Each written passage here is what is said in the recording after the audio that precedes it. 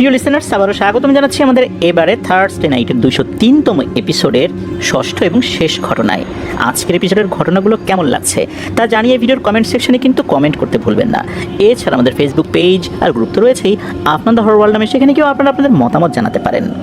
প্রিয় লিসেনার্স, আপনাদের জানা আপনাদের সাথে ঘটে যাওয়া সত্য ভয়ের ঘটনাগুলো আমাদেরকে লিখে বা রেকর্ড করে afnanthehorrorworldbd@gmail.com এই ইমেল অ্যাড্রেসে ইমেল করতে পারেন। ইমেল অ্যাড্রেসের স্পেলিংটা বলে দিচ্ছি, AFNANTHEHORRWORLDBD afnanthehorrorworldbd@gmail.com। স্পেলিংটাও আমরা আমাদের ভিডিও ডেসক্রিপশনে দিয়ে রেখেছি, সেখানে গিয়ে স্পেলিংটা চেক করে নিতে পারবেন। প্রিয় লিসেনার্স, চলুন শুরু করি আজকের এপিসোডের শেষ ঘটনা। এই ঘটনাটি আমাদেরকে যিনি পাঠিয়েছেন ওনার নাম মোহাম্মদ জায়েদ। ওনার বাড়ি চট্টগ্রামের চকবাজার এলাকায়। উনি বর্তমানে ইন্টার ফার্স্ট ইয়ারের একজন স্টুডেন্ট। উনি যে ঘটনাটি আমাদেরকে পাঠিয়েছেন, এই ঘটনাটি ওনার চাচার সাথে ঘটেছে। উনি যে ঘটনাটি পাঠিয়েছেন, এই ঘটনাটি মূলত ঘটেছিল বা এটা সূত্রপাত হয় 2020 সালের সেপ্টেম্বরের 15 তারিখে। ওনার চাচা, যার নাম হচ্ছে জামাল, উনি কিন্তু টেকনাফে একটা দোকান দিতেন বা দোকান চালাতেন। মোটামুটি ভালোই চলতো দোকানটা। বাড়িতে আসা যাওয়া কম করতেন, ব্যবসায়িক কাজে বেশি মনোযোগী ছিলেন। আর নামাজের ক্ষেত্রে অত্যন্ত সতর্ক ছিলেন। 5 ওয়াক্ত নামাজ উনি সব সময় টাইম টু টাইম পড়ার চেষ্টা করতেন। যেহেতু বাড়িতে কম আসতেন, তো একবার পরিকল্পনা করলেন যে যাই, বাড়ি থেকে কয়েকদিন ঘুরে আসি। ওই চিন্তা থেকেই উনি 2020 সালের সেপ্টেম্বরের 15 তারিখে বাড়িতে আসার উদ্দেশ্যে রওনা হলেন। বাসের টিকিট কেটেছিলেন রাত 11টার দিকে, একটা বাসের আর কি। আর ফোনে তো কথাবার্তা হচ্ছিল, যেহেতু বাড়িতে আসবেন নিজের বাবার জন্য, অর্থাৎ এই যে জায়েদ ভাইয়ের দাদুর জন্য কিছু মাছ কিনেছিলেন। এরপর এই জায়েদ ভাই বা পরিবারে অন্য যেই বাচ্চারা ছিল তাদের জন্য কিছু চকলেট কিনেছিলেন। যেহেতু বেশ কিছুদিন পর বাড়িতে আসছেন, কিছু তো নিয়ে যেতে হবে। রাত 11টার দিকে উনি যখন গাড়িতে উঠেছেন, তখনই জানালেন যে গাড়িতে উঠেছেন, গাড়ি ছেড়েও দিয়েছে। এদিকে দাদু তো মোটামুটি নিশ্চিত ছিলেন যে ঠিক সময় মতো উনি বাড়িতে চলে আসবেন। রাত 12:30টার দিকে অন্য একটা নাম্বার থেকে ফোন আসে। কণ্ঠটা মেয়েলি ছিল, একটা মেয়ের গলায় কেউ একজন কথা বলছে। এটা মেয়েই ছিল বলা চলে। তখন উনি বলেন যে যদি জামালকে পেতে চাও তাহলে 5 লাখ টাকা দিতে হবে। তখন তো পরিবারের সবাই চিন্তা করেন যে হয়তো বা কোনো ডাকাত বা ছিনতাইকারী ধরে ফেলেছে তাকে। যেহেতু উনি ব্যবসায়ী, তার দিকে কারো নজর থাকতেই পারে। তখন এই যে জায়েদ ভাইয়ের সেজু চাচা, যার নাম হচ্ছে আনোয়ার, তখন উনি চিন্তা করলেন যে এত দ্রুত এই রাতের মধ্যে 5 লাখ টাকা উনি কোথায় পাবেন। সকাল হলেও না হয় মানুষের কাছ থেকে ধার কর্য করে বা ব্যাংকে যতটুকু যৎসামান্য যা আছে এগুলো তুলে ম্যানেজ করা যাবে, কিন্তু এত রাতে কীভাবে উনি টাকা গোছাবেন। যাক, উনি ওই নাম্বারে আবার কল ব্যাক করেন। করার পর বলেন যে ঠিক আছে, আপনাকে টাকা দেবো, পরদিন দিব, এত রাতে তো দিতে পারবো না। তবে একটা শর্ত, তা হচ্ছে এই জামালের কোনো ক্ষতি করতে পারবেন না, আর তার সাথে কথা বলাতে হবে এখনই। কিন্তু অপর পাশ থেকে সেই মেয়েটা বলল যে না, তার সাথে এখন কথা বলানো যাবে না, তবে তার ভিডিও করে দিতে পারবে। এখন সমস্যা হলো কি, যে এইভাবে হুট করে না জেনে এতগুলো টাকা পাঠাবেন, আর আদতে উনি কিডন্যাপ হয়েছেন কি না, এমন তো হতে পারে উনি অন্য কোনো একটা সমস্যায় পড়েছেন, এই সুযোগ নিয়ে কেউ ফোন করে টাকা হাতিয়ে নেওয়ার একটা ধান্দা করছে। এই যে জায়েদ ভাইয়ের যিনি দাদু, উনি ছিলেন একজন হুজুর। হুজুর বলতে গেলে ভালো একজন রাকিও ছিলেন। ওনার অনুগত বেশ কিছু জিনও ছিল। উনি তৎক্ষণাৎ জিনেদের সাথে যোগাযোগ করা শুরু করেছেন। জিনেদের মাধ্যমে খবর নেওয়ার চেষ্টা করছেন যে আসলে ঘটনাটা কী হয়েছে। এর মধ্যে আবার টেকনাফ পুলিশকেও বিষয়টা জানানো হয়েছে, যে নাম্বার থেকে কল করা হয়েছে সেই নাম্বারটাও দেওয়া হয়েছে। তাদেরকে এই বিষয়গুলো বিস্তারিতভাবে বলা হয়েছে। পুলিশ থেকেও আশ্বাস দেওয়া হয় যে তারা তাদের জায়গা থেকে যথাসাধ্য চেষ্টা করবেন। এদিকে পরিবারে নেমে এসেছে শোকের ছায়া। দাদু তো খোঁজ নেবার চেষ্টা করছেন, কিন্তু চূড়ান্ত কোনো সমাধান আসছে না। এদিকে 2 দিন পার হয়ে গেছে, কিডন্যাপারদের কাছ থেকে কিন্তু কোনো ফোন কল আসেনি। পুলিশও কোনো কিছু জানাতে পারে না যে আসলে হয়েছেটা কি। 2 দিন পরে হুট করে এই যে জামাল চাচু বাড়িতে ফেরত আসেন। তাকে দেখে তো সবাই খুবই অবাক হয়ে যান, কিভাবে আসলেন। আর তার পুরো শরীর কাদায় ভেজানো ছিল, মানে পুরো শরীরে কাদা। তার চোখ লাল টকটকে, আর হাতের নখগুলো মনে হচ্ছে ভেঙে গেছে। মনে হচ্ছে কারোর সাথে লড়াই করে এই অবস্থা হয়েছে। চেহারার মধ্যে কেমন যেন একটা অদ্ভুত দৃষ্টিভঙ্গি লক্ষ্য করা যাচ্ছিল। দাদু যখন দেখলেন তখন সবাইকে বললেন ওকে দ্রুত গোসল করাও, তারপর ঘরে নিয়ে আসো। গোসল করানো হলোই কিছুই বললেন না, একদম চুপচাপ, কারোর সাথে কথা বললেন না। দাদু কোনো একটা বিষয়ে অনুমান করতে পেরেছিলেন দাদু কিছু বললেন না, শুধু টেকনাফ পুলিশকে ফোন করে জানিয়েছিলেন যে পাওয়া গেছে, পরবর্তীতে বিস্তারিত তাদেরকে আবার জানানো হবে। কারণ পুলিশকেও তো বিষয়টা জানানো হয়েছিল, যাতে পুলিশ অবগত থাকে যে হ্যাঁ ওনাকে পাওয়া গেছে। দাদু ওই সময়ে ঘরে চলে গেলেন, নামাজ আদায় করলেন। চাচুর রুমে এসে দোয়া পড়ে যখন উনি ফু দিতে গিয়েছেন, তখন হঠাৎ করে এই জামাল চাচু দাদুর গলা চাপ দিয়ে ধরেছেন। হুট করে একটা বয়স্ক মানুষের গলা যদি ইয়াং মানুষ চাপ দিয়ে ধরে, তখন বয়স্ক মানুষের অবস্থা কী হতে পারে? উনি তো গড়গড় শব্দ করছেন, ওইভাবে চিৎকারও করতে পারছেন না বেশি জোরে। বাড়িতে তো অন্য লোকজনও ছিল, তারা কোনোভাবেই ছোটাতে পারছিলেন না। এক হাত ধরে গলা চাপ দিয়ে ধরে দাদুকে শূন্য তুলে ফেলেছেন।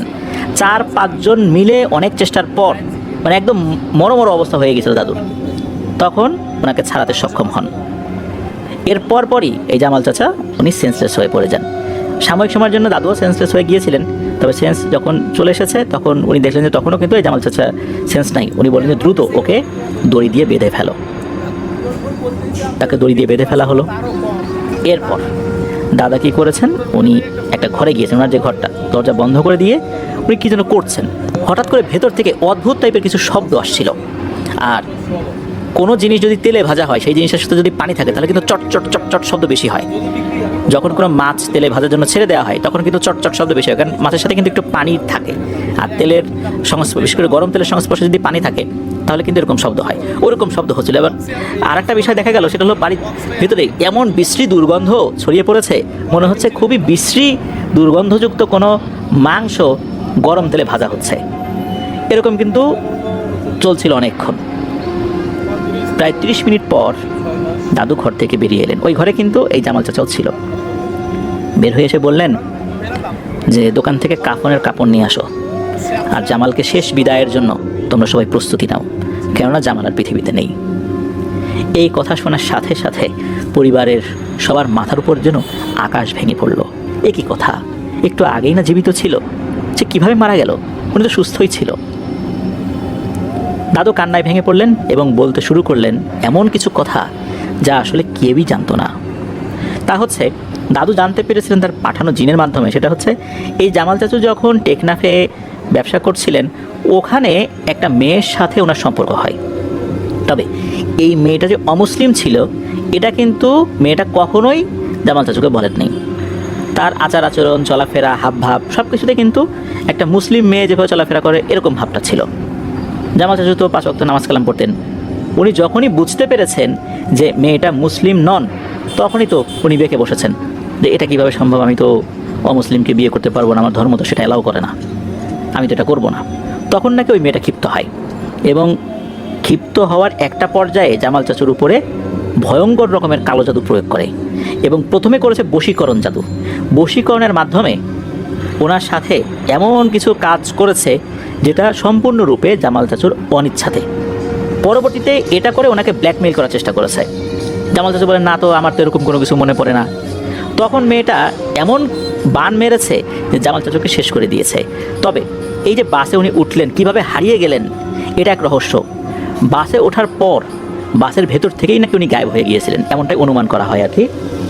তো এইটা যখন হলো, তারপর যেটা হয় যে ওনাকে যে নিয়ে গেল, এর পরপরই নাকি জামাল চাচুকে একদম শেষ করে দেওয়া হয়েছিল, কিন্তু লাশটা গুম করতে পারেনি। এই লাশের ভিতরে ভয়ঙ্কর একটা পিশাচ জিনকে ঢুকিয়ে দিয়ে এই বাড়িতে পাঠিয়ে দেওয়া হয়েছে। যখনই দাদুকে সে দেখেছে আর দাদু ফু দিতে গিয়েছে, তখনই দাদুর উপর সে ক্ষিপ্ত হয়েছে। আর জামাল চাচুকে যখন উনি রুমের মধ্যে নিয়ে গেছেন, যখন তদবির করেছেন, তখনই বোঝা গেল আসলে জামাল চাচু আগেই মারা গেছেন। উনি যে জীবিত হয়ে এসেছেন, এটা মূলত তার শরীরের ভিতরে ভয়ঙ্কর একটা পিশাচ, যারা মৃতদেহের মধ্যে প্রবেশ করে ওই মৃতদেহকে মানুষের মতো নাড়াচাড়া করতে পারে। হঠাৎ করে দেখলে বোঝার উপায় নাই যে এই লোকটা মৃত। এই ধরনের পিশাচগুলো খুব শক্তিশালী হয়ে থাকে, আর এদেরকে হাসিল করাও খুব কঠিন ব্যাপার। তো এই মেয়েটা এই ধরনের কাজ করিয়েছে কাউকে দিয়ে, যেহেতু লাশ গুম করতে পারেনি। আরও একটা ভয় ছিল যে যেহেতু এটা কালো জাদুর সাহায্যে করা হয়েছে, দাদু যদি জীবিত থাকেন তাহলে ওই মেয়েটারও সমস্যা হতে পারে, যে কবিরাজ করেছে তারও সমস্যা হতে পারে। দাদু মূলত তার ঘরে ঢোকার পর ওই জিনটাকেও শেষ করে দিয়েছেন, কিন্তু জিনটাকে তার শরীর থেকে বাইরে বের করার পরই জামাল চাচু তো আর পৃথিবীতে নেই। তখন তাকে দাফন কাফন করানো হয়েছে। এই ঘটনার অল্প কিছুদিনের মাথায় ওই যেই মেয়েটা, ওই মেয়েটা নাকি এই বাড়িতে এসেছিল, হাউমাউ করে কান্নাকাটি করেছে তার কৃতকর্মের জন্য। তার দিকে কিন্তু দাদা দাদি ফিরেও তাকান নাই। সে তার কৃতকর্মের জন্য ক্ষমা চেয়েছে।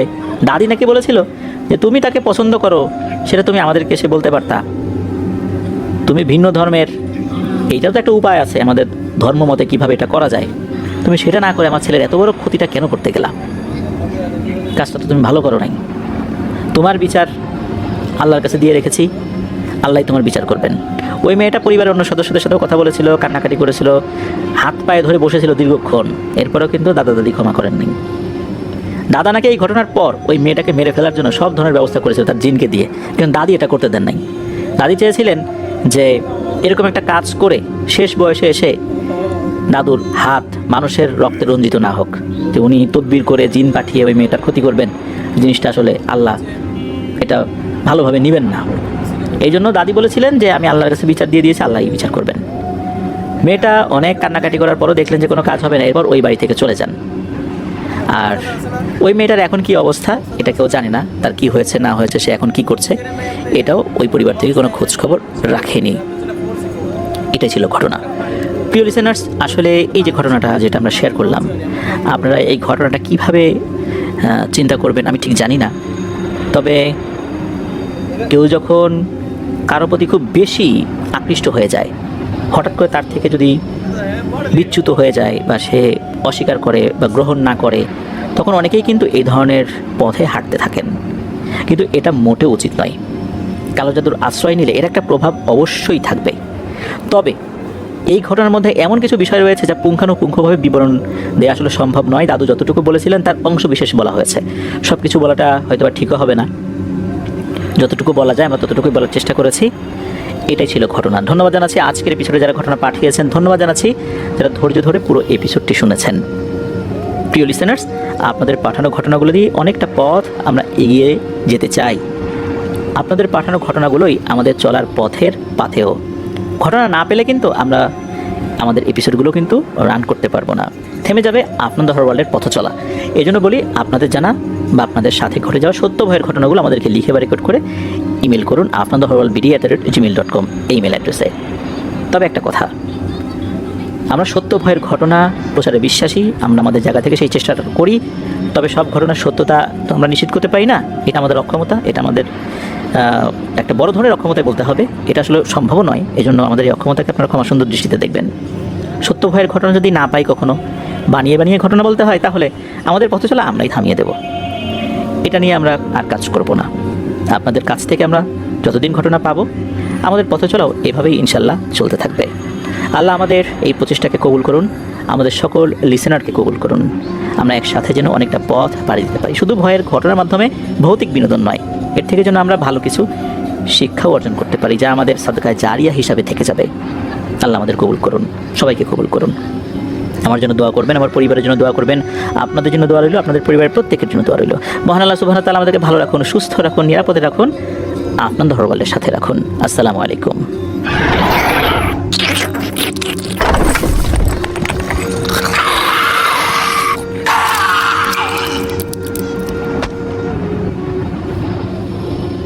লিসেনার্স, আমাদের এবারে থার্সডে নাইটের 203তম এপিসোডের পঞ্চম ঘটনায় এখন যে ঘটনাটি আপনাদের সাথে শেয়ার করব, এই ঘটনাটি আমাদেরকে যিনি পাঠিয়েছেন ওনার নাম জরিনা আক্তার। উনি পেশায় একজন শিক্ষিকা, ওনার বাড়ি গাজীপুরে।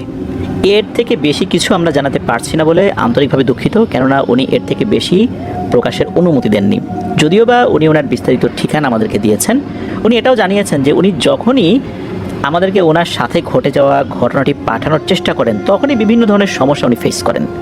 এরপরও উনি অনেক কষ্ট করে আমাদেরকে ঘটনাটি পাঠিয়েছেন। ঘটনাটি ঘটেছিল 2006 সালে। তখন উনি ক্লাস 8-এ পড়েন। উনি ওই সময় একটি মাদ্রাসায় লেখাপড়া করতেন। মাদ্রাসা থেকে ওনার বাড়ির দূরত্ব পায়ে হেঁটে ম্যাক্সিমাম 5 মিনিটের পথ। দুপুরবেলা ঠিক যখন 1টা বা এরকম একটা সময়, তখন 1 ঘন্টার একটা টিফিন টাইম হতো। উনি ওই সময় বাড়িতে চলে আসতেন, খাওয়া দাওয়া করে আবার উনি মাদ্রাসায় চলে যেতেন। ওনাদের যে বাড়ির চতুর্দিকে কিন্তু কোনো বেড়া দেওয়া ছিল না, যে পাশ দিয়ে ইচ্ছা বাসায় প্রবেশ করা যায়, বেরো হওয়া যায়, আর বাসার সাথেই রাস্তা। ওনাদের বাসার দক্ষিণ দিকে মাটির দেয়াল, উপরে টিন দিয়ে তৈরি, পাশাপাশি দুটো রুমের একটা ঘর। উনি বাড়িতে দক্ষিণ পশ্চিম দিক দিয়ে উঠতে যাবেন, তখন কি মনে করে ওনার চোখ যায় ওনার মাথার উপরের দিকে। মাথা বরাবর ঘরের দিকের ওই কোণের দিকে মনে হচ্ছে 1 হাত পরিমাণ একটা সাপ। অদ্ভুত বিষয় হচ্ছে, এটা দেখতে সাপের মতো হলেও এটা লেজ নাকি উনি দেখতে পাননি। ওই সাপটা মনে হলো উড়ে এসে ওনার মাথার উপর পড়ল। উনি এক নজর দেখার পরপরই উনি চোখ বন্ধ করে দেন। সাপটা মাথার উপর পড়েছে এটা উনি ফিল করেছেন। উনি চোখ বন্ধ করেই ওনার হাত দিয়ে ঝাড়া দিয়ে সাপটাকে মাথা থেকে ফেলে দেওয়ার চেষ্টা করেছেন এবং এরপরে দিয়েছেন প্রচণ্ড জোরে একটা চিৎকার। ওনার চিৎকার শুনে ওনার বাড়ির এবং আশেপাশের বাড়ির লোকজন এসে উপস্থিত ওখানে। এই যে ঘটনাটি ঘটেছে এটা খুবই অল্প সময়ের মধ্যে।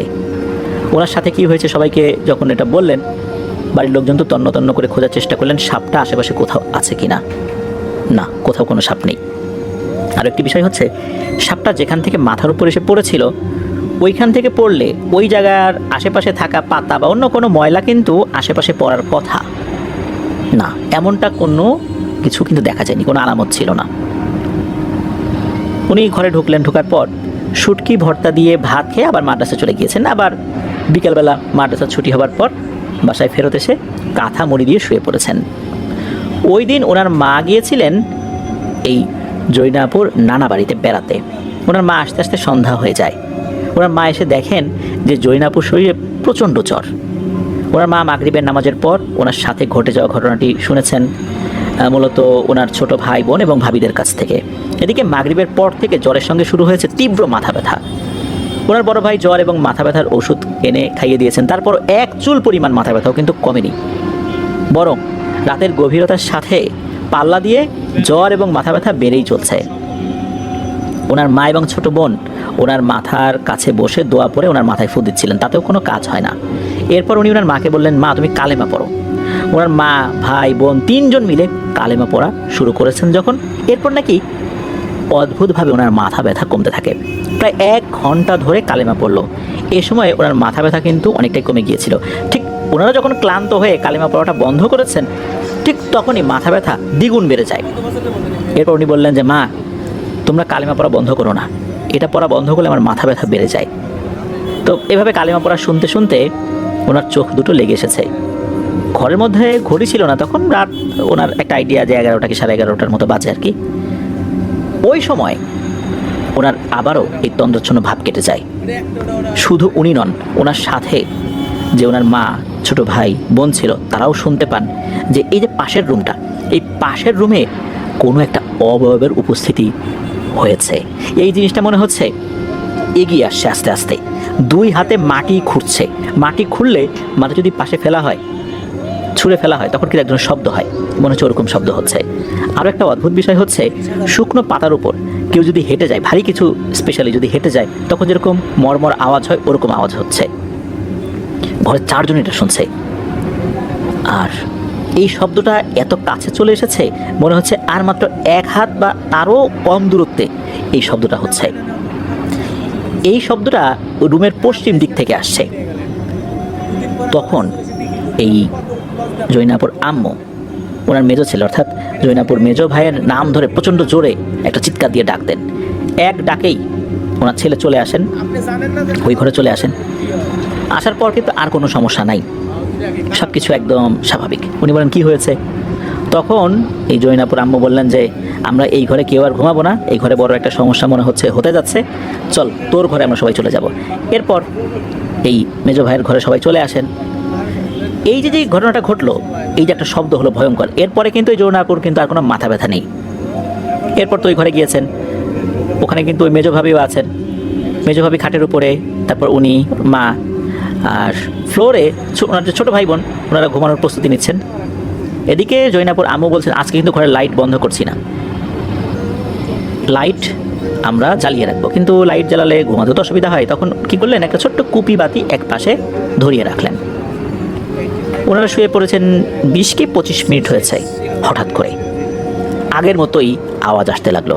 পার্থক্য এতটুকুই, আগেরটা ছিল ঘরের ভেতরে, এবার মনে হচ্ছে ঘরের বাইরে হচ্ছে এই শব্দ।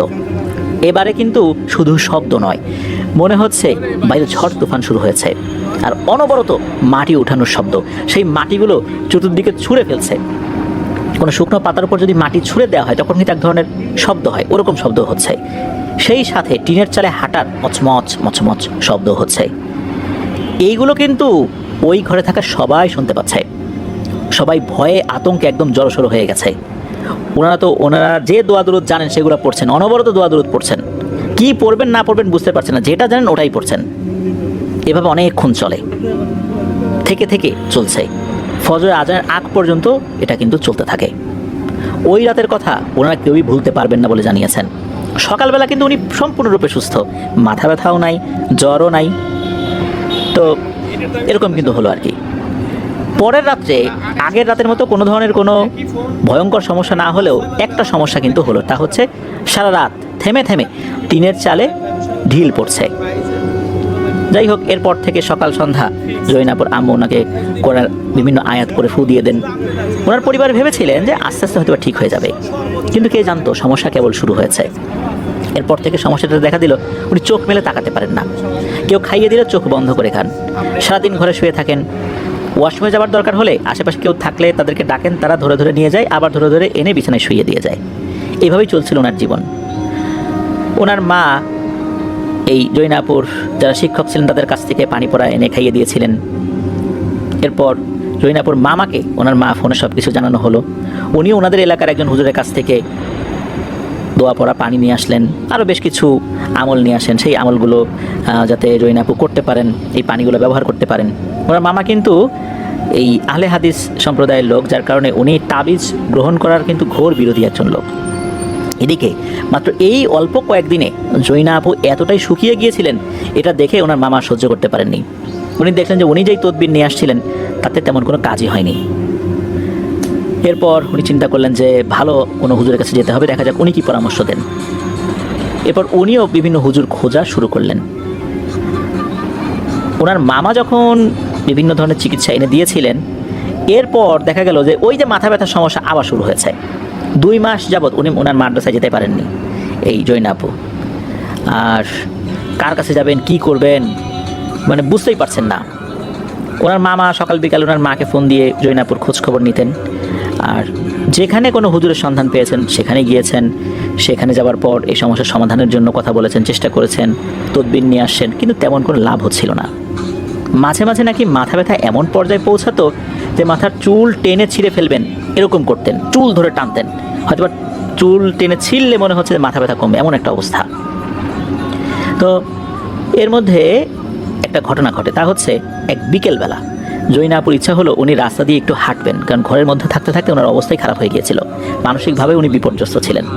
উনি ওনার ভাইকে নিয়ে রাস্তা দিয়ে হাঁটা শুরু করেছেন, ঘরের পাশে যে রাস্তা আর কি, পাশাপাশি হাঁটছেন। তো হাঁটতে হাঁটতে হঠাৎ করে দেখেন একটা অপরিচিত লোক, বেশ উঁচু লম্বা, তার গায়ের যে রং একদম কুচকুচে কালোই বলতে হবে।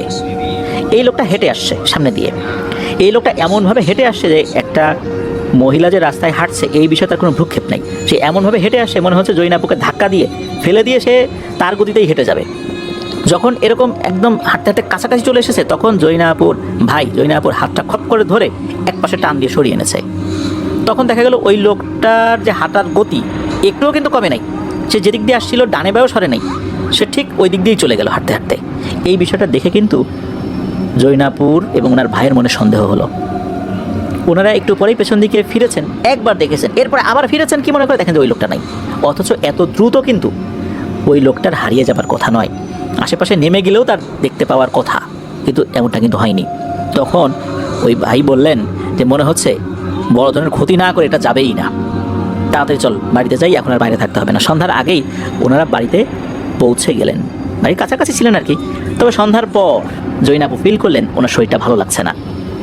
এদিকে বাড়িতে আসার আগ পর্যন্ত কিন্তু ওনার ভাই ওনার হাতটা ছাড়েন নাই। ওই যে হাত টান দিয়ে সরিয়ে এনেছিলেন, এরপর কিন্তু হাত ধরেই রেখেছিলেন। এদিকে এই ঘটনা যে ঘটেছে এটা কিন্তু জৈনাপুর মা ওনার মামাকে, অর্থাৎ জৈনাপুর মামাকে ফোন করে বললেন যে এই ঘটনা। তখন জৈনাপুর মামারও কিন্তু টনক নড়ল যে বড় ধরনের একটা ক্ষতি মনে হয় সামনে হতে যাচ্ছে, সাধারণ কোনো তদবিরে কাজ হবে না। এদিকে জৈনাপুর নানির এক চাচাতো ভাই আছে যিনি একজন বিখ্যাত কবিরাজ। ওনাকে কিন্তু অনেকেই চেনেন, ওনার কাজ সম্পর্কেও সবার ধারণা আছে, কিন্তু এই যে এত সমস্যা চলছে এর মধ্যে একবারের জন্যও কিন্তু তার কথাটা কারোই মনে পড়েনি। কি এক অদ্ভুত বিষয়। অথচ ওনার কথাটা এই জৈনাপুরই প্রথম মাথায় এসেছে। উনি ওই রাতে ঘুমানোর আগে জৈনাপুর মাকে বলছেন যে মা, ওই তোমার একটা মামা আছে না, যার ঘটনা মাঝে মাঝে আমাকে বলতা বা আমাদেরকে বলতা, তার কাছে একটু নিয়ে যাও না। তখন উনি বলেন, আরে তাই তো রে, আমাদের ভিতরে এরকম একজন লোক আছে, তার কথা আমাদের কারোরই মাথায় নাই। ঠিক আছে, কালকেই যাব। এদিকে ওই বাড়ির ফোন নাম্বার সংগ্রহ করে তার সাথে ফোনে কথা বলে ওনারা গিয়েছেন। ওনার নাকি একটা বিশেষ লাঠি রয়েছে, উনি ওনার বিভিন্ন ধরনের চিকিৎসার ক্ষেত্রে এই লাঠিটা ব্যবহার করেন। আর ওনার কাছে গেলে নাকি উনি শুরুর দিকে বলেন যে আমি এগুলো করতে পারি না, এগুলো ছেড়ে দিয়েছি, এরকম বিভিন্ন বিষয় বলেন। অনেক অনুরোধ করলে নাকি উনি চিকিৎসা করতে রাজি হন। তো ওখানে সকালবেলা রওনা দিয়েছেন। ওই রাতে তেমন কোনো সমস্যা হয়নি। ওই বাড়িতে পৌঁছতে প্রায় দুপুরের মতো হয়ে গেছে। যাবার পর অনেক গল্পগুজব করলেন। সেই লাঠিটাও জৈনাপু সহ আশেপাশের অনেককে দেখালেন, বিশেষ করে যারা গিয়েছিলেন আর কি। আর এই যে একটা সমস্যা নিয়ে জৈনাপু গিয়েছেন, জৈনাপুর সাথে আরও বেশ কয়েকজন গিয়েছেন, মনে হচ্ছে এটা নিয়ে ওনার কোনো মাথা ব্যথাই নেই। উনি দুপুরের খাবার শেষ করে ঘুমানোর প্রস্তুতি নিয়েছেন যে একটা ভাত ঘুম দিয়ে উঠবেন। এই সময় তো জৈনাপুর মা কান্নাকাটি শুরু করে দিয়েছেন যে মামা, আমার মেয়েটার এই একটা সমস্যা চলছে বেশ কয়েক মাস যাবৎ, আপনি এটা একটা সমাধানের চেষ্টা করেন, আল্লাহ চাইলে ইনশাল্লাহ সমাধান হবে।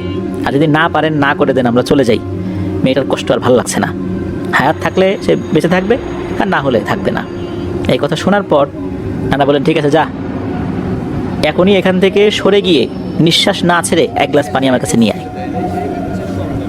ওনার মা তাই করলেন, টেবিল থেকে পানি আনলেন। এরপর উনি কিছু একটা পড়লেন, পড়ার পর জরিনাপুর মায়ের হাতে এই গ্লাসটা দিয়ে বললেন যে এই পানিটা জরিনার চোখে ছিটিয়ে দে, যদি কোনো প্রতিক্রিয়া দেখা যায় তাহলে বুঝতে হবে সমস্যা আছে, আর না হলে কোনো সমস্যা নাই। তো তাই যখন করা হয়েছে, সাথে সাথে জরিনাপুর কাছে মনে হলো যে ওনার চোখের মধ্যে কেউ মরিচ ডলে দিয়েছে। এমন জ্বালা পড়া শুরু হয়েছে, উনি তো চিৎকার চেঁচামেচি শুরু করেছেন, আর এমন কান্নাকাটি শুরু করেছেন, আর চোখ দিয়ে অনবরত পানি পড়ছে। ওই যে চোখে কোনো কিছু গেলে যাবে পানি পড়ে, আর একে তো কান্নাকাটি করছেন, চোখ দিয়ে অঝরে পানি ঝরছে। তখন নানা বললেন যে হ্যাঁ, ধরতে পারছি রে, একটা বৈঠক দিতে হবে।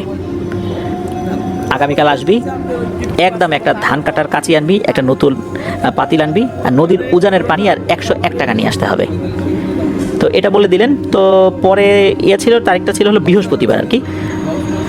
আর উনি ওই সময়ের মতো কিছু পানি পড়া দিয়েছেন, কিছু মাটি পড়া দিয়ে বললেন যে টিনের চালে এই মাটিটা ছিটিয়ে দিবি, আর প্রতিদিন 3 বার পানিটা খেতে হবে।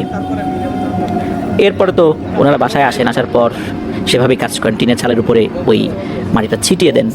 এরপর যখন বৃহস্পতিবার হয়, এর মধ্যে কিন্তু তেমন কোনো সমস্যা নেই। বৃহস্পতিবারের বেলা ওই কবিরাজনার বাসায় ওনারা গিয়েছেন। রাত 12টার সময় উনি আসন বসিয়েছেন, আর দুষ্টু জিনটাকে একটা তুলা রাশির মানুষের উপর হাজির করিয়েছেন। তো এরপর ওই জিনটাকে উনি কিছু একটা বলছিলেন, কিন্তু জৈনা আপু তো এতটা ভয় পাচ্ছিলেন, উনি এই কথা শুনতেও ভয় পাচ্ছিলেন। মনে হচ্ছে যে উনি কানের উপর হাত যদি চেপে ধরে রাখতে পারেন তাহলে ওনার আরও শান্তি লাগে, এই কথাগুলো না শুনতে পেলেই শান্তি লাগে। যখন কথা হচ্ছিল তখন নাকি এই জৈনা আপুর পায়ে মনে হচ্ছে কোনো পিঁপড়া কামড়াচ্ছে, এমন একটা অনুভূতি হচ্ছিল, আর মনে হচ্ছে যে কেউ চিমটি কাটছে, এমন অনুভূতিও ছিল। আর ওই জিনটা নাকি একটা সময় বলেছিল আমি যাব না। এরপর ওই কবিরাজ না ওই নাকি খুব আস্তে করে অনেকটা ফিসফিসানি করার মতো করেই ওই জিনটাকে উদ্দেশ্য করে কিছু একটা বলেছিলেন। এরপরই ওই জিনটা বলে চলে যাবো, আর আসবো না। আসলে উনি কী বলেছিলেন, কী বিষয়টা ওই জিনকে বলেছিলেন, এই বিষয়টা আজও কিন্তু জৈনা আপু বলতে পারেন না। তো এরপর থেকে আল্লাহর রহমতে উনি অনেকটাই সুস্থ হয়ে যান। ওই রাত্রে ওই নানার বাসাতেই ওনারা ছিলেন, আর 2 মাসের জন্য একটা তদবির দিয়েছিলেন। 2 মাস পর্যন্ত এই তদবিরটা ব্যবহার আসলে পুরোপুরি করতে পারেনি। 1 মাস পর্যন্ত করার পরে আবার খবর এসেছিল এটা আর করতে হবে না। এরপর আল্লাহর রহমতে কোনো সমস্যা হয়নি। এতটুকু বোঝা যায় যে উনি একটা দুষ্টু বদ জিনের শিকার হয়েছিলেন, আর সাপের আকৃতিতে ওনার মাথার উপর এসে পড়ার পরপরই ওনার শরীরের উপর একটা বড় ধরনের নিয়ন্ত্রণ প্রতিষ্ঠা করতে সক্ষম হয়েছিল। আর এরপর থেকে ওনার তীব্র মাথা ব্যথার সমস্যাটাও শুরু হয়েছিল। বিভিন্নভাবে ক্ষয়ক্ষতি করার চেষ্টা করেছে আর কি, কিন্তু আল্লাহর রহমতে সফল হয়নি। আল্লাহ ওনাকে হেফাজত করেছেন। আমরা দোয়া করবো আল্লাহ যেন ওনাকে আর নতুন করে এই ধরনের বিপদে না ফেলেন, আর আমাদের নিজেদেরকেও কিন্তু সতর্ক থাকতে হবে সব সময়। এটাই ছিল ঘটনা। ধন্যবাদ জানাচ্ছি জৈনাপুকে আপনার পাঠানো ঘটনার জন্য। প্রিয় লিসেনার্স, চলে যাব আমাদের এবারের থার্সডে নাইটের 203তম এপিসোডের 6ষ্ঠ এবং শেষ ঘটনায়। আবারও স্বাগতম জানাচ্ছি প্রিয় লিসেনার্স আমাদের এবারে থার্সডে নাইটের 203তম এপিসোডের চতুর্থ ঘটনায়। যে ঘটনাটি এখন শেয়ার করতে যাচ্ছে এই ঘটনাটি আমাদেরকে যিনি পাঠিয়েছেন ওনার নাম মোহাম্মদ ওসমান আলী। ওনার বাড়ি চাঁপাইনবাবগঞ্জ জেলার সদর উপজেলার বালিয়াডাঙ্গা ইউনিয়নের চকঝগড়ু গ্রামে। ঘটনাটি ওনার নিজের সাথেই ঘটেছে। ঘটনাটি শুরু করার আগে ওনার গ্রামের যে বর্ণনা এটা দেওয়াটা কিছুটা জরুরি, না হলে ঘটনাটা বুঝতে একটু অসুবিধা হতেও পারে। ওনাদের যে গ্রামটা, এই যে চকঝগড়ু গ্রাম, এই গ্রামের পাশ দিয়ে বয়ে গেছে মহানন্দা নদী। এরপর দুটো বাজার রয়েছে, এরপর একটা কবরস্থান রয়েছে, আর এরপর একটা বিল রয়েছে। এই বিলটার নাম হচ্ছে গজামারির বিল। ঘটনাটি যখন ঘটে দিনটা ছিল 13ই এপ্রিল 2021, আর বার ছিল মঙ্গলবার। এই যে ওসমান ভাই আর ওনার ইমিডিয়েট বড় ভাই যিনি, এই দুইজন স্থানীয় একটি ইট ভাটায় কাজ করতেন। ওনাদের কাজটা ছিল মূলত ইট বানানো। কাঠের একটা ছাঁচের মধ্যে কাদামাটি দিয়ে ইট তৈরি করতেন। যখন সিজন থাকে অর্থাৎ শীতকালে তখন কিন্তু অনেক ইট বানাতে হয়। আর এপ্রিল মাস চলে এসেছে, তো সিজনটা একদম শেষ দিকে, কাজের প্রেশারটা একটু কম ছিল। ওনাদের কিন্তু সাপ্তাহিক ভিত্তিতে খোরাকির টাকাটা দেওয়া হতো। যেই দিন টাকাটা দেওয়া হতো ওই দিনটা হচ্ছে মঙ্গলবার, অর্থাৎ প্রতি মঙ্গলবারে ওনাদেরকে টাকা দেওয়া হতো। এদিকে যেই দিন মঙ্গলবার পড়েছে, বিশেষ করে এই যে 13ই এপ্রিল 2021, টাকাটা বুঝে নিতে নিতে একটু দেরি হয়ে যায়। সাধারণত ইট ভাটা যেখানে থাকে আশেপাশে কিন্তু ওই ভাজা পোড়ার দোকান থাকে, পুরি চপ এগুলো কিন্তু দেখা যায় যে আশেপাশে এরকম দোকান থাকে। যারা ইট ভাটার শ্রমিক আছেন তারা মাঝে মাঝেই কাজের বিরতিতে একটু রিল্যাক্স হওয়ার জন্য এগুলো খেতে আসেন। তো ওনারাও মাঝে মাঝে খেতেন। মঙ্গলবার দিন যখন টাকাটা বুঝে পেয়েছেন, রাত তখন 9টা কি 9:30 বাজে। 9টা 9:30 আহামরি এমন কোনো রাত না এই 2021 সালে। আশেপাশে যথেষ্ট আলো রয়েছে আর লোকজনও আছে অনেক। ওনারা কাজ শেষ করে টাকা পয়সা যেহেতু পেয়েছেন, চিন্তা করলেন যে একটা কাজ করি, একটু বেশি করে এই ভাজা পোড়া কিনে নিয়ে যাই। পুরি কিনেছেন, পেঁয়াজও কিনেছেন, আর একটা বাইসাইকেল ছিল ওনার বড় ভাই চালাচ্ছেন, আর ওসমান ভাই পেছনে বসে আছেন। কিনে নিয়ে যখন যাচ্ছেন, ওই সময় রাস্তাটা নির্জনই ছিল বলতে হবে। রাত তো তখন খুব বেশি না, কিন্তু রাস্তা নির্জন। হঠাৎ করে এই ওসমান গনি ভাই শুনতে পেলেন কেউ মনে হচ্ছে একদম কানের কাছে এসে নাকি নাকি স্বরে বলছে যে একাই পুরি খাবি, আমাকেও দে। প্রথমে ওসমান ভাই চিন্তা করেছেন নিশ্চয়ই তার বড় ভাই সামনে থেকে বলেছে। উনি বলছেন যে ভাই কিছু বললা নাকি? তখন ওনার বড় ভাই বলছে কই না তো, আমি তো কিছু বলি নাই। এরপর আবার বলছে কিরে একাই খাবি, আমাকে দিয়ে যা। এটা শোনার পর এই ওসমান ভাই বুঝতে পেরেছে যে এই রাতের বেলা ভাজা পোড়া খেতে খেতে আসতেছেন, নিশ্চয়ই কোনো অশরীরীর উপদ্রব শুরু হয়েছে। উনি কি করেছেন, ভয় পেয়ে ওই জিনিসটা হাত থেকে রাস্তার পাশে ছুঁড়ে ফেলে দিয়েছেন। যখনই ছুঁড়ে ফেলে দিয়েছেন, এর 5 কি 10 সেকেন্ড পর পরই উনি দেখতে পেলেন একটা কালো ছায়া অবয় বাতাসে ভেসে এসে খপ করে ওনার গলা চেপে ধরেছে আর বলছে তোর পুরি খাইছে, এবার তোকে খাবো, খাবার ছুঁড়ে ফেললি কেন? তো গলা যখন চেপে ধরেছে তখন তো উনি আর কোনো কথা বলতে পারেন না। এদিকে সামনে থাকা ওনার বড় ভাই, উনি বলছেন যে কিরে কী হলো, কথা বলিস না কেন? তো এরকম কয়েকবার বলেছে। এদিকে তো ওনার নিঃশ্বাস বন্ধ হয়ে গেছে একদম। ওনার বড় ভাই সাইকেলটা তখন ব্রেক করে দাঁড় করিয়ে পেছন দিকে তাকিয়ে বলছে এই তোর হয়েছেটা কি, কথা বলিস না কেন? এটা বলে উনি হাতটা এই ওসমান ভাইয়ের কাঁধে রেখেছেন। তখন ওসমান ভাই ফিল করলেন যে ওই জিনিসটা ওনাকে ছেড়ে দিয়ে চলে গেছে। তখন ওসমান ভাই বলতেছেন যে ভাই ঘটনা তো একটা ঘটে গেছে, এই ঘটনা, আমার গলা তো চেপে ধরেছিল, আর এই যে দেখো ওই পুরি কিন্তু আমি ফেলে দিছি। এইটা উনি শোনার পর বেশ চিন্তিত হয়ে পড়লেন যে ভাজা পোড়া খেতে খেতে রাস্তা দিয়ে যাওয়া হচ্ছিল, এরকম তো ঘটনা ঘটে গ্রামে। তো তখন উনি বললেন যে ঠিক আছে চল দ্রুত বাড়িতে যাই। এদিকে ওনারা দুজনই মনে মনে দোয়া দুরুদ পড়ছেন। তখন আস্তে আস্তে আল্লাহর রহমতে বাড়িতে ওনারা চলেও আসেন। কিন্তু সমস্যাটা হলো বাড়িতে আসার পর এই যে ওসমান ভাই, উনি যখনই একা থাকতেন তখনই নাকি একটা ছায়ামূর্তি, তার চেহারা বোঝা যেত না, মনে হচ্ছে একটা ছায়ামূর্তি, ধোয়ার আকৃতির একটা অবয়ব, তার হাত পা বোঝা যায়, একটা শেপ বোঝা যায়, এই জিনিসটা সামনে চলে আসে আর তার দিকে হাত বাড়িয়ে দেয় গলা চেপে ধরার জন্য। উনি একাকি থাকতেই পারেন না। এদিকে ওনার মা উনি চেষ্টা করতেন সব সময় এই ওসমান ভাইয়ের পাশাপাশি থাকার জন্য। যখনই নাকি ওনার মায়ের থেকে ওনার একটু দূরত্ব সৃষ্টি হতো, মানে চোখের আড়াল হয়ে গেছে, তখনই নাকি দিন হোক রাত হোক ওই অবয়বটা সামনে চলে আসতো, সামনে এসে হাত বাড়িয়ে দিত গলা চেপে ধরার জন্য। উনি চিৎকার দেওয়ার সাথে সাথে যদি ওনার মা এগিয়ে না আসতেন তাহলে কিন্তু সত্যি সত্যি গলা চেপে ধরত। এরকম কিন্তু টানা 3 দিন হয়েছে। উনি খাবারও খেতে পারেন না। কি একটা অসুবিধা, ওনার মা অন্য কোনো কাজও করতে পারছেন না, সার্বক্ষণিক এই ওসমান ভাইয়ের সাথে থাকতে হচ্ছে। ওসমান ভাইয়ের বাবা কিন্তু মারা গিয়েছেন অনেকদিন আগেই, উনি যখন আরও ছোট তখন। আর ওসমান ভাইয়ের একজন চাচা রয়েছেন, উনিও কিন্তু বেশ ভালো একজন কবিরাজ। ওসমান ভাইয়ের বাবা একজন কবিরাজ ছিলেন। তো ওসমান ভাইয়ের কাকার নাম হচ্ছে মোহাম্মদ শফিকুল ইসলাম। ওই এলাকায় সবাই ওনাকে শফিকুল কবিরাজ নামেই চিনে থাকেন। তো ওনার কাছে খবর যায় এই বিষয়। তো উনি তো আসছেন, এসে বলছেন আমার ভাতিজার এরকম ঘটনা ঘটতেছে, অথচ আমাকে তোমরা এত পরে জানালা। বেশ রাগারাগি করলেন এবং উনি বললেন যে আমি সন্ধ্যার পর আসতেছি, এই কাজ এখন করা যাবে না। এর মধ্যে 2 কেজি মিষ্টি আর 1 ছড়ি কলা, একটা মাটির হাঁড়ি এবং একটা লাল গামছা তোমরা এনে রাখো, সন্ধ্যার পর বসতেছি। এইটা বলে উনি চলে গেলেন। আর এই জিনিসগুলো গোছানো ওনাদের জন্য খুব একটা কঠিন ব্যাপার ছিল না, অল্প সময়ের মধ্যে এগুলো গুছিয়ে রেখেছিলেন আর কি। সন্ধ্যার পর উনি আসেন, মানে কাকা আসেন, শফিকুল কবিরাজ আসেন। আসার পর উনি রুকিয়া শুরু করেছেন। 2টো বৃত্ত এঁকে একটার মধ্যে এই ওসমান ভাইকে বসিয়েছেন, আটার মধ্যে উনি বসেছেন, যেটা হয় আর কি সব সময়।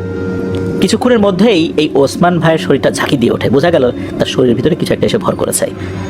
এরপর ওই শফিকুল কবিরাজ মানে কাকা বলছেন, কিরে তোর এত বড় সাহস, তুই আমার ভাতিজার শরীরের উপরে ভর করছিস, তোকে ক্রমাগত বিরক্ত করেই যাচ্ছিস, এবং এটা সহনশীল পর্যায়ে হলে একটা কথা ছিল, তুই তো অসহ্য পর্যায়ে নিয়ে গেছিস বিষয়টাকে। কেন ওকে বারবার বিরক্ত করতেছিস, কেন ওকে একা থাকতে দিস না?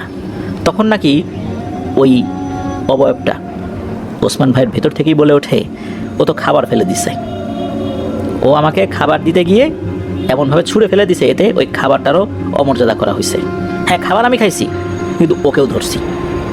তখন ওই শফিকুল কবিরাজ মানে কাকা উনি বলছেন, দেখ ধরছি সে পর্যন্তই রাখ, এর বাইরে আর একটা কথাও বলবি না যে আমি ওকে ছাড়বো না, এটা করবো এটা করবো। এই কথা মুখ দিয়ে বের করবি, তার পরের পরিণতি কি হবে এটা তুই কল্পনা করতে পারবি না। সুতরাং আমি যেটা বলি সেটা শোন, সামনে 2 কেজি মিষ্টি রাখা আছে, কলা রাখা আছে, এগুলো নিয়ে এখান থেকে এক্ষুনি বিদায় হবি, আর আমার ভাতিজার আশেপাশে যেন তোকে আর না দেখি।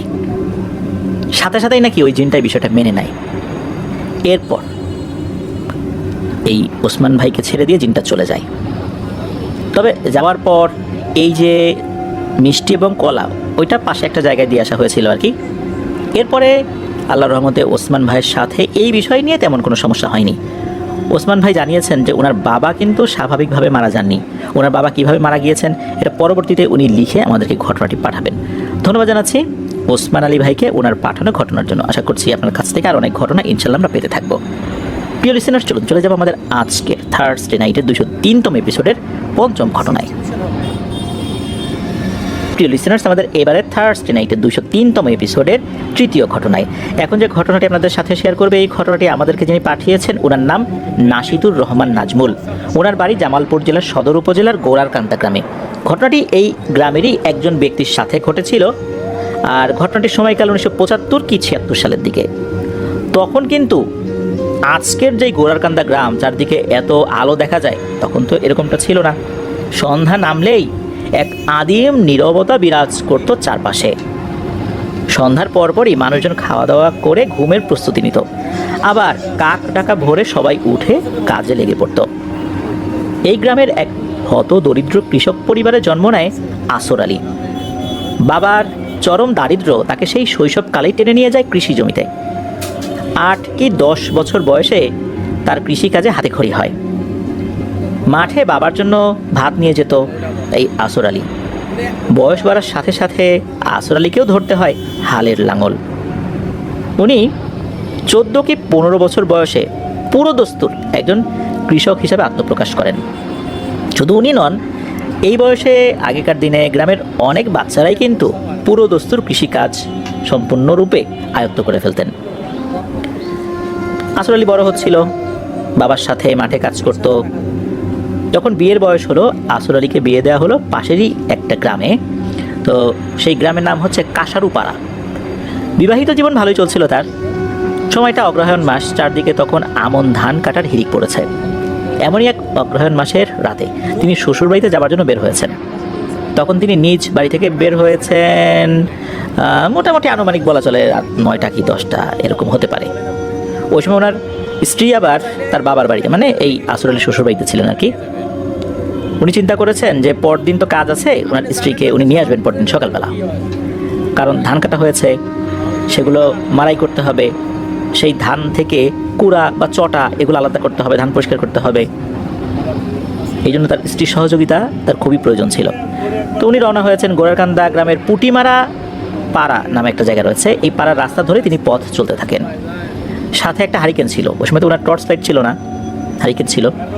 হারিকেন যতটুকু আলো দিচ্ছিল হালকা আলো, আর আকাশে খুব যে চাঁদের আলো ছিল বিষয়টা এরকম না, মানে অল্প বিস্তর আলো আর কি। পুটিমারা পাড়া পার হয়ে উনি যখন কাশারু পাড়ার পথ ধরেছেন, এই পথে ছিল 3 রাস্তার একটা মোড়।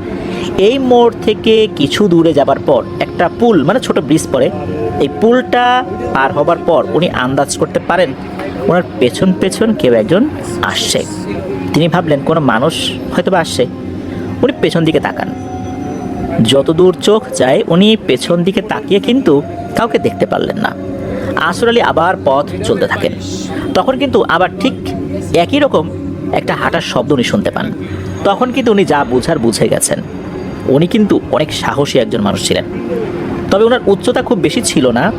আমরা শুনি না যে অনেক সুঠাম দেহি, অনেক উচ্চতা, আবার সাহসও ছিল অনেক। ওনার বিষয়টা এরকম ছিল না। ওনার উচ্চতা ছিল 4 ফুট 8 কি 10 ইঞ্চির মতো, কিন্তু সাহসে ছিল মারাত্মক। উনি ওই জিনিসের উপস্থিতি টের পেয়েও কিন্তু ঠিক ছিলেন। আসর আলী উনি ওই অশরীর উদ্দেশ্যে বলতে থাকেন, এই কেরে বেটা, তুই আমার পিছনে কেন লেগেছিস? সাহস থাকলে সামনে আয়, পেছনে পেছনে কেন আসছিস? তখন নাকি ওই অববটা বলে ওঠে, সামনে যাব না রে, তুই পিছনে ঘুরে দেখ আমি কে। তখন নাকি আসর আলী বলেন, হ্যাঁ আমি পেছনে তাকাই আর তুই আমার ঘাটটা ভেঙে দে না, আমি আর বুঝি না কিছু, আয় সামনে আয়। তখন আবার পেছন থেকে বলে, না সামনে আসবো না। তখন আসর আলী বলতে থাকে, তুই একটা ভীতুর ডিম রে, আমাকে ভয় দেখাতে এসে নিজেই ভয় পাচ্ছিস। সাহস থাকলে আবার শ্বশুর বাড়িতে আয়, তখন আবার তোর সাথে আমার দেখা হবে। তখন ওই অভাবটা আর কোনো উত্তর দেয় না। এরকম কথা বলতে বলতেই তো শ্বশুরবাড়িতে উনি চলে আসছেন। তারপর শ্বশুরবাড়ির লোকজনের সাথে কথা বলেন, কিন্তু পথে যে এই ধরনের ঘটনা হয়েছে এটা উনি বলেন না।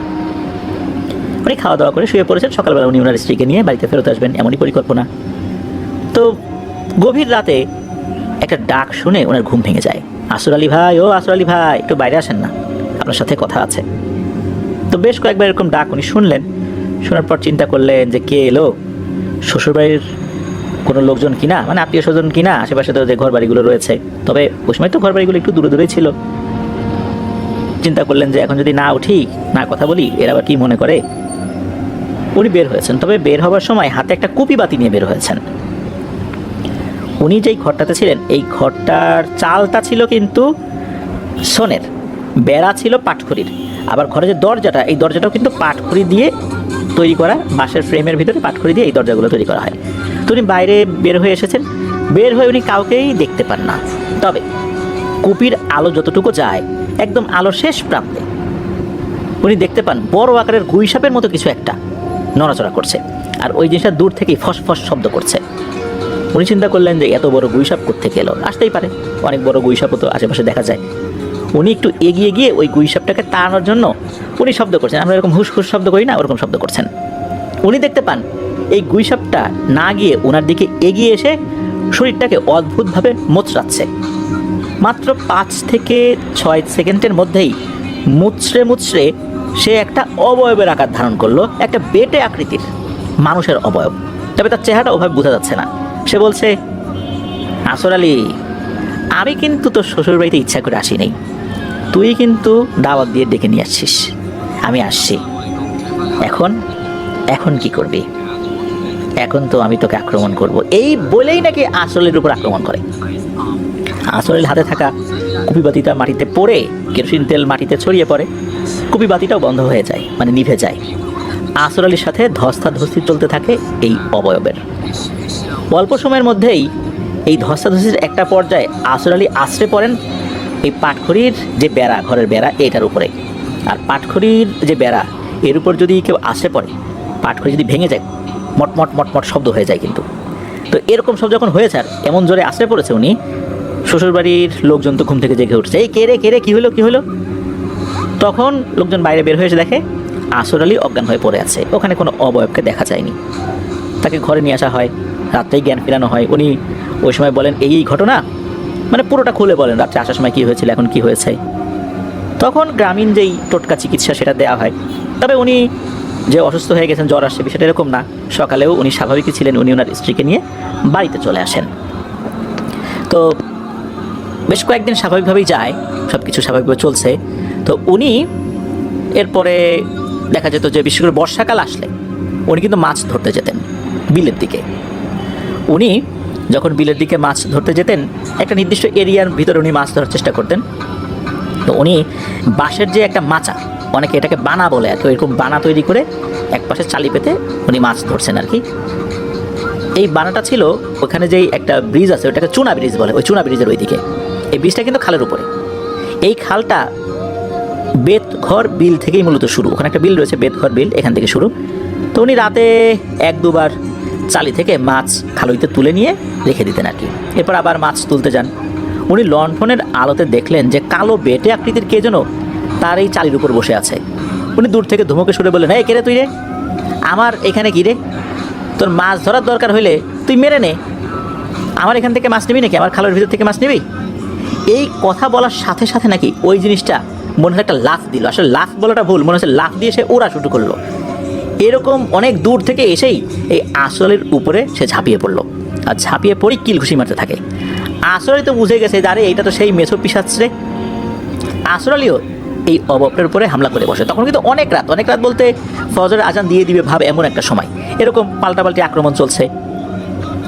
আসর আলী কিন্তু খুব একটা জুত করে উঠতে পারছেন না এটার সাথে। এর মধ্যেই ওই জিনিসটা বলে ওঠে, ফজরের আজান দিয়ে দিছে রে আসর আলী, আজকে তোকে আমি একদম কাদার ভিতরে ঢুকাই ফেলতাম, কিন্তু পারলাম না, আবার দেখা হবে। এই বলেই নাকি ওই জিনিসটা মিলিয়ে যায়। তবে মিলে যাওয়ার পর আসর আলী এবার বলতে থাকে, কিরে এত সাহস, আজানের শব্দ শুনে পালাই গেলি, আয় আমি তো এখনও রেডি আছি তোর সাথে মারামারি করার জন্য, আয়। এরকম উনিও আবার বলছেন। তো যাই হোক, এরপরে উনি কি যেন হয় ওনার ঠিক আর আসলে ওইভাবে স্মরণ নাই, উনি অজ্ঞান হয়ে যান। তবে জ্ঞান যখন ফেরত আসে তখন দেখেন উনি নিজের বাড়িতেই আছেন। সকালে অন্যান্য যারা ওই দিকটাতে এসেছিলেন তখন দেখেন যে ওইখানে আসর আলী পড়ে আছে। তারাই মূলত আসর আলীকে বাড়িতে পৌঁছে দিয়েছিলেন, মূলত কাদার মধ্যে পড়েছিল আর কি। বাড়িতে আসার পর তার শরীরটা যখন ধুয়ে দেওয়া হচ্ছিল, কাদা ধুয়ে পরিষ্কার করা হলেও অদ্ভুত একটা ঘটনা কিন্তু সবাই দেখছিলেন। তা হচ্ছে, আমরা যখন ঘেমে যাই আমাদের লোমকূপ থেকে কিন্তু ঘাম বের হয়। মনে হচ্ছিল এই আসর আলীর শরীর থেকে ঘামের মতো এক ধরনের পিচ্ছিল পদার্থ বের হচ্ছে। যতই পানি দিয়ে ধুয়ে দেওয়া হোক না কেন, এই জিনিসটা বের হচ্ছেই। অনেকক্ষণ ধরে এভাবে শরীর ধুয়ে দেওয়ার পর এই পিচ্ছিল পদার্থের পরিমাণটা কিছুটা কমে যায়। তখন তাকে বিছানায় শুইয়ে রাখা হয়। তো এরপর ওনার জ্ঞান আসে। জ্ঞান ফেরার পর উনি সব ঘটনা খুলে বলেন রাত্রে হয়েছেটা কি। এরপর কবিরাজের কাছে নিয়ে যাওয়া হয়। কবিরাজ উনি ওনার প্রথা অনুযায়ী জিনটাকে হাজির করেছেন। খুব বেশি কষ্ট হয় না, অল্প সময়ের মধ্যেই জিনটাকে উনি হাজির করেন। তো জিনটা আসার পরই ওই কবিরাজ বললেন, এই তুই কে রে, থাকিস কোথায়, আর একে ধরছিস কেন? তখন ওই জিনিসটা বলে, আমি দীঘল বিলের মেছো। এই দীঘল বিল কিন্তু এই কাশারুপাড়া গ্রামে, ওই বিলে নাকি এখন অনেক ঘটনা ঘটে। তখন ওই কবিরাজ শোনার পর বলেন যে দীঘল বিলে থাকিস তো সমস্যা তো নাই, তা তোর সাথে এর ঝামেলার কারণ কি? তখন ওই পিশাচটা বলে যে এক রাতে আমি দীঘল বিল থেকে চুনা কুলে এসেছি মাছ খেতে এই রাস্তা দিয়ে যখন যাচ্ছি তখন দেখি আসর আলী যাচ্ছে। একা পেয়ে ভাবলাম একটু ভয় দেখাই, প্রথমে পেছনে হেঁটে হেঁটে আমার অস্তিত্ব জানান দেই। আমাকে ভয় না পেয়ে বলেছিল সাহস থাকলে আমার বাড়ি আসিস। সে তার শ্বশুরবাড়িতে যাবার আমন্ত্রণ জানিয়েছে। তো আমি গেছি, ও তো আমন্ত্রণ জানিয়ে আমাকে ডেকে নিয়ে আসছে।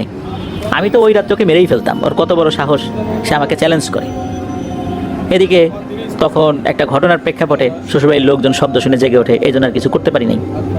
আবারও ওকে সেদিন ধরছিলাম, এরপরও ফজর আজান দিয়ে দিল, কিছু করতে পারলাম না। ওকে তো আমি ছাড়বো না, ও আমাকে হুমকি দিয়েছে। যাই হোক, এই সমস্ত কথা শোনার পর কবিরাজ তার মতো করে উনি বলেন যে তুই কি ওকে ছাড়বি কি ছাড়বি না? ওই জিনিসটা বলে না, ছাড়বো না, ও নিজে আমাকে ডেকে নিয়ে আসছে, আমি এমনি এমনি আসি নাই।